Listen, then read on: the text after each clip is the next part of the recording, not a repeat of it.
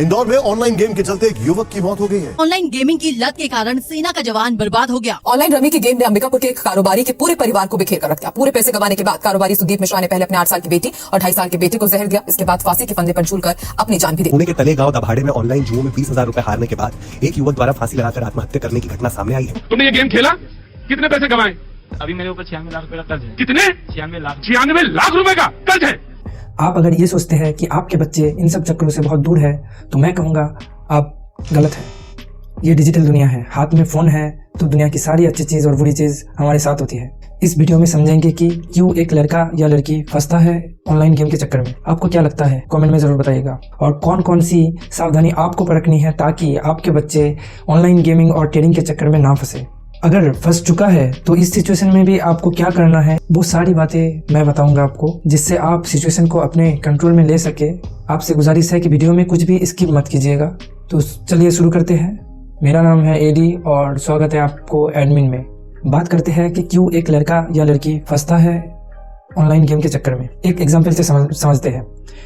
आपका लड़का नौजवान है, उसका एज 20 से 30 के बीच में है, कॉलेज में पढ़ रहा है और अपनी खर्चे खुद चलाने की कोशिश कर रहा है, या कॉलेज पास आउट है, एक अच्छी जॉब ढूंढने के साथ साथ एक छोटी मोटी 10-15 हज़ार की जॉब भी कर रहा है। उस सक्सेस को हासिल करने के लिए जिस सक्सेस की उम्मीद आप यानी उसके घर वाले उससे करते हैं, अब कॉलेज की पढ़ाई कुछ खास चल नहीं रहा होता है, या 10-15 हज़ार की नौकरी से उसे वो सक्सेस हासिल करना नामुमकिन दिखता है। तब वो सोचता है कि कुछ ऐसा हो जाए जिससे उसे उसका सक्सेस मिल जाए। फिर वो देखता है कि उसके दोस्त ऑनलाइन गेम और ट्रेडिंग करके बहुत पैसा कमा रहे हैं। फिर वो यूट्यूब में जाके सर्च करता है कि कैसे ऑनलाइन से पैसा कमाया जा सकता है, और उसे हज़ारों तरीके मिल जाते हैं घर बैठे पैसा कमाने का, और यहीं पे वो इस गंदी दलदल में फंस जाता है। अब पैसा कमाने के चक्कर में वो बस पैसा गंवाने लगता है।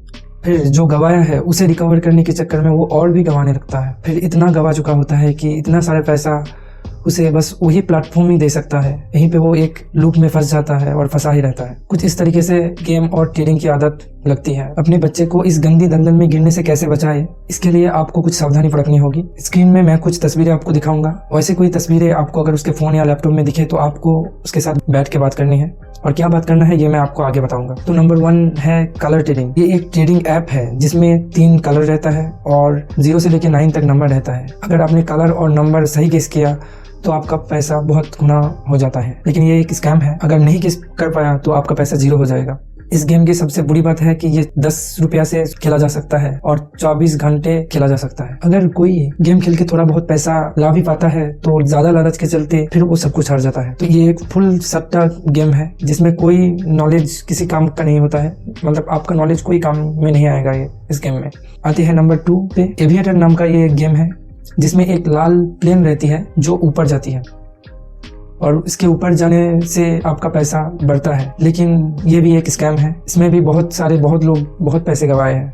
अब आते हैं नंबर 3 शेयर मार्केट ट्रेडिंग पे। शेयर मार्केट ट्रेडिंग पे 10 लोगों में 9 लोगों का लॉस होता है और 9 लोग पैसा 0 करके घर जाते हैं। मतलब आप समझ सकते हैं कि कितना हाई रिस्क है इसमें। ये कुछ ग्राफ जैसा दिखता है। अगर आपको कोई ग्राफ उसके फोन या लैपटॉप में दिखे तो आपको उसके के साथ बैठकर बात करनी है। अब आते हैं नंबर 4 बेटिंग ऐप्स। इन ऐप्स का प्रचार टीवी में भी होता है, यूट्यूब में भी होता है, जैसे कि ड्रीम 11 हो गया, रामी हो गया, कसिनो हो गया, 1xbet हो गया। ये बहुत सारे गेम हैं जिसमें भी बहुत रिस्क है।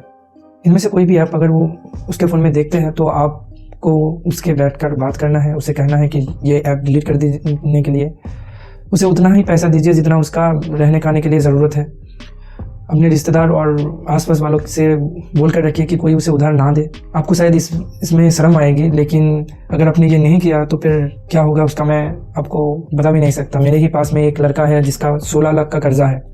किसी का क्रेडिट कार्ड से लोन ले लिया, किसी को पेपर देके लोन ले लिया, किसी का सोना गिरवी रख दिया, ऐसी हरकतें कर चुका है। तो आपको सावधानी बरतनी है ताकि आपके साथ ऐसा कुछ ना हो। अब आते हैं, अगर वो आपकी बात अगर नहीं समझ रहा है, आप कई बार बोलने पर नहीं समझ रहा है, फिर आपको क्या करना है। या ट्रेडिंग में आपको समझाया जा रहा है कि इसमें पैसा है, बहुत लोग करते हैं, ये सब आपको समझाया जा रहा है, आपके ही बेटे आपको समझा रहा है।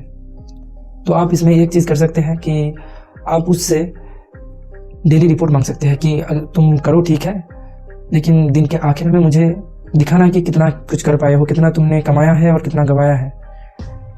इससे क्या होगा, आपके हाथ में रहेगा चीज़, आप उसे कंट्रोल कर सकते हैं हाथ से बाहर जाने से पहले। आप उस हिसाब से स्टेप ले सकते हैं। तो ये चीज़ें आपको करनी है। अगर वीडियो में थोड़ी भी बहुत मदद हुई है तो लाइक ज़रूर करना और हमारे साथ बने रहिए। मिलते हैं अगले वीडियो पे।